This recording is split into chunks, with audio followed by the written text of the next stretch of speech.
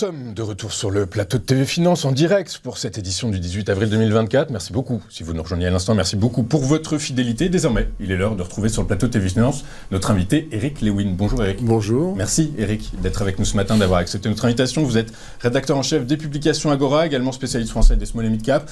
Avant de rentrer dans l'univers qu'est le vôtre small et mid cap, on va faire un dézoom, on va essayer de parler marché et notamment de la Réserve fédérale américaine. Est-ce que vous pensez que la Fed pourrait ne pas baisser ses taux en 2024 ? En début d'année, on prévoyait 6 baisses des taux. Moi, j'avais fait une émission sur BFM Business. J'avais dit que c'était une folie, qu'il n'y aurait jamais autant de baisses des taux.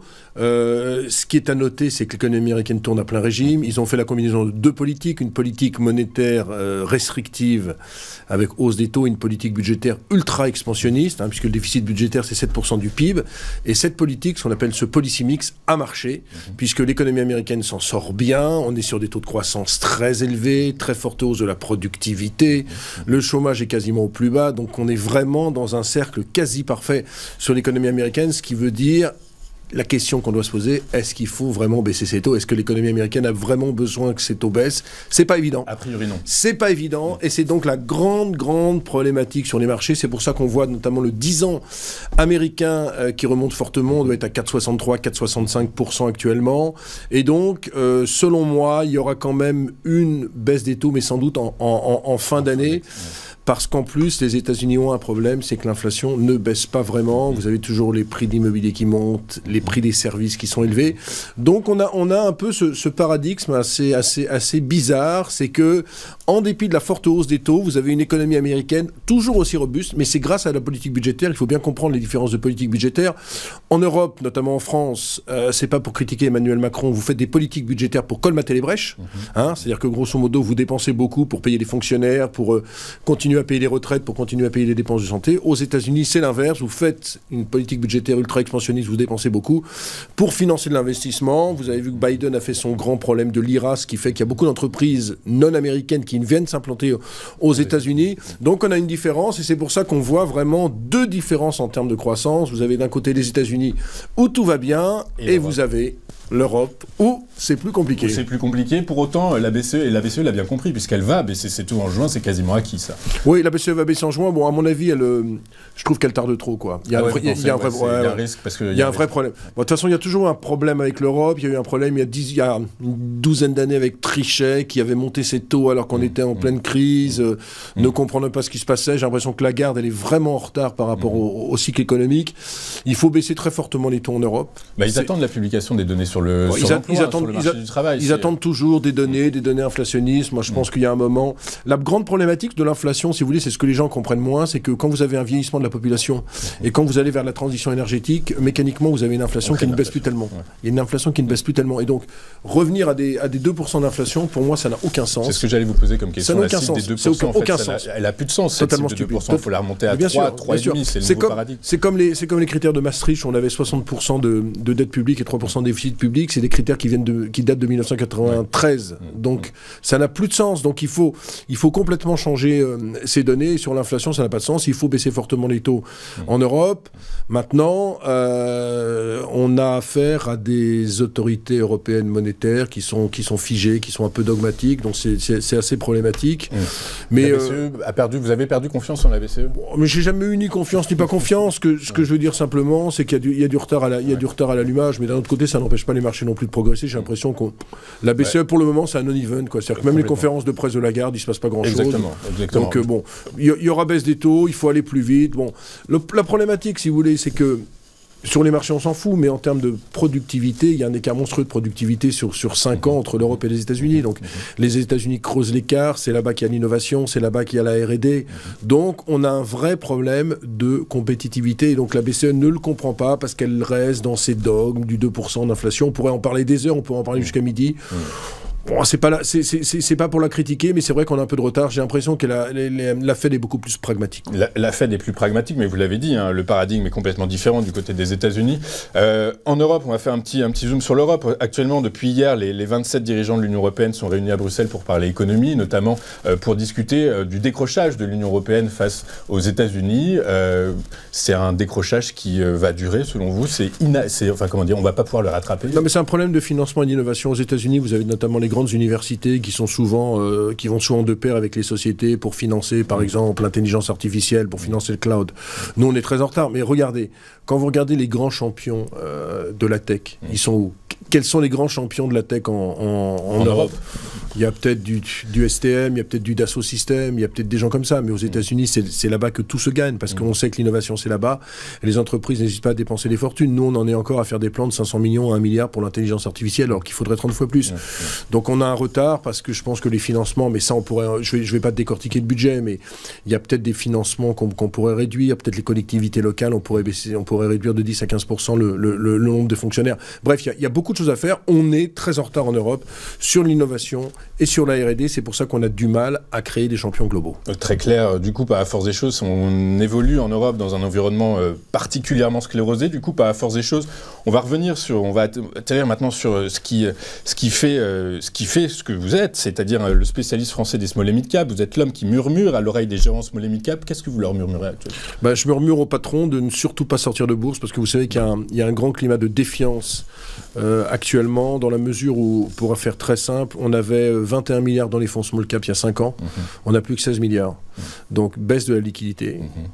Cette baisse de la liquidité fait qu'il y a beaucoup de valeurs qui ne sont pas traitées, et ce qui fait qu'il y a beaucoup de sociétés qui quittent la bourse, ou qui veulent quitter la bourse. Et donc ça, c'est un phénomène qui est assez mauvais, dans la mesure où en face, il y a peu d'IPO. Alors on a appris ce matin qu'il y avait Planisware, qui est un éditeur de logiciels B2B, qui s'introduisait en bourse sur une valorisation de 1,1 milliard, ce qui fait quand même 20 fois les bénéfices, mais c'est une bonne nouvelle, sauf que c'est un placement privé pour les institutionnels, et que les particuliers n'ont pas pu participer à cette opération.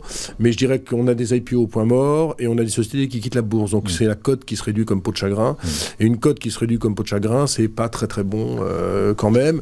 Mais moi, je garde bon espoir, c'est que quand vous regardez les ratios, il y a une décote de 25% du coté par rapport au private equity, et une décote de 30% des small par rapport au big cap. Il faut savoir que dans les bonnes périodes, il y avait une surcote de 30%. Donc en fait, il y a un écart de valorisation qui est monstrueux, et qui devrait se réduire.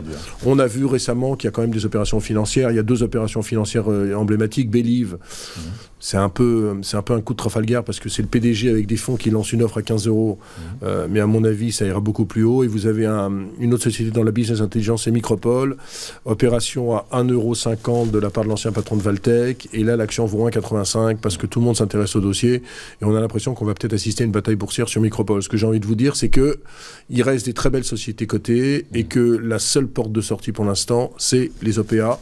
Il va y en avoir beaucoup. C'est ce que je dis depuis 1 an, 2 ans, 3 ans. C'est ce qui se passe. Il va y en avoir beaucoup. Maintenant, il y aura un appauvrissement de la cote. Mais au moins, les OPA, ça permet d'extérioriser entre 30 et 40% de plus-value, alors que dans le monde des big caps, quand il y a une OPA, c'est 5 à 10% de plus-value. C'est pas la même chose. Très clair. Du coup, donc on comprend normalisation des taux d'intérêt, ralentissement de l'économie en Europe, en France.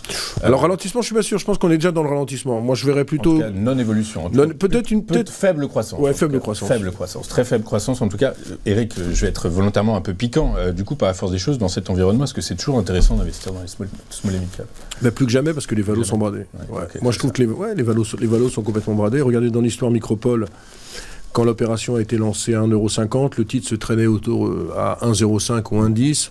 La valorisation était 50% inférieure à celle de ses comparables. Donc on trouve quand même des poches, des petites pépiches, des petites poches.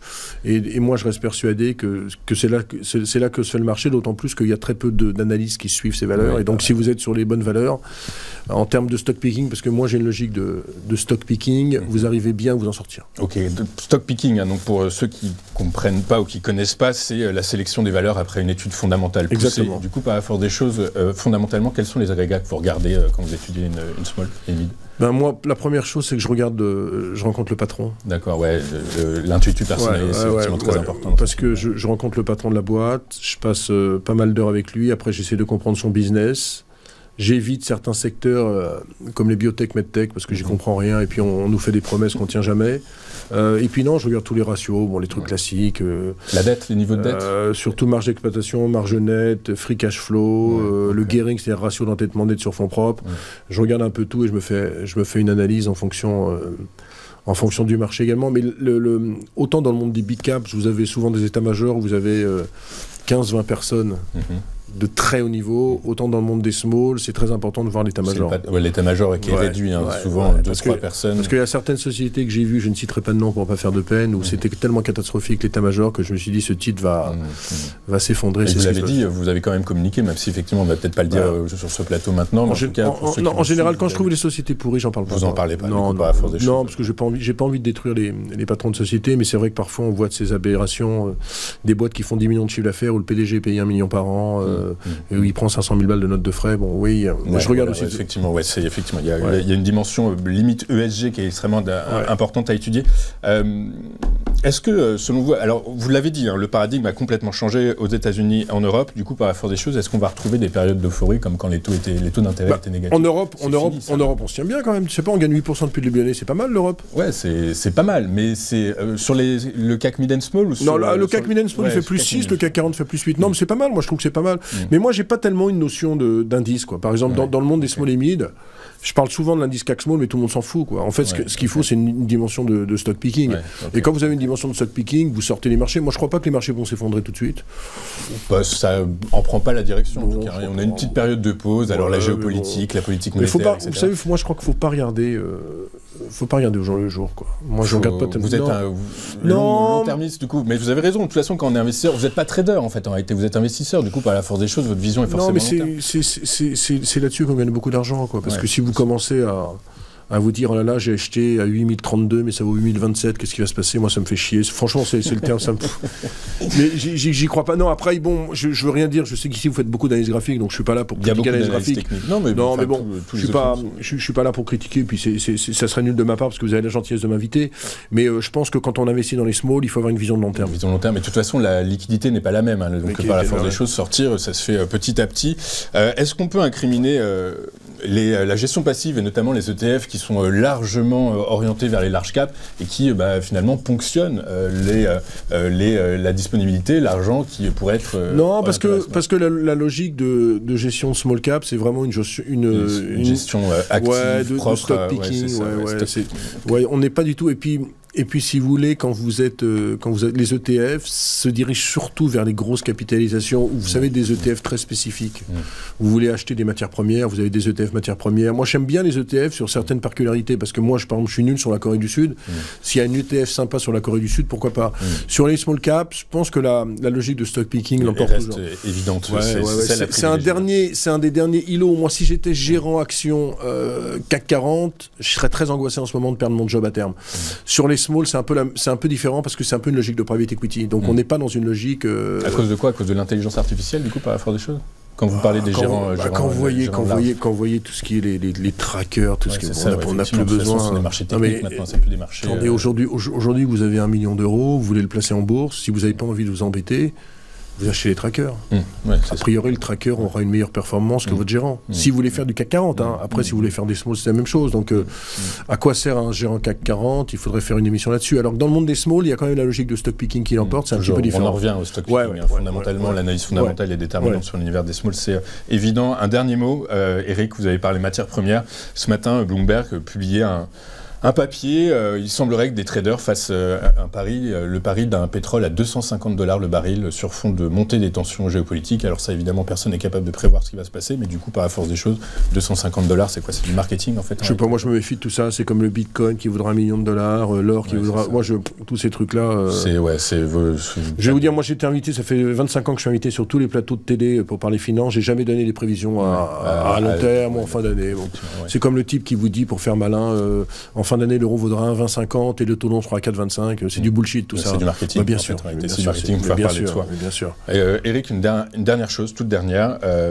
Quelle valeur vous pourriez recommander à nos téléspectateurs? Il y a 2-3 valeurs que j'aime bien. Il y a Eramet, nickel, manganèse, et notamment le lithium en Argentine, qui est un dossier qui est complètement laissé de côté, qui perd 25% en un an, et qui, à mon avis, a un beau potentiel dans la mesure où ça vaut 6 fois ses bénéfices. C'est une pure value.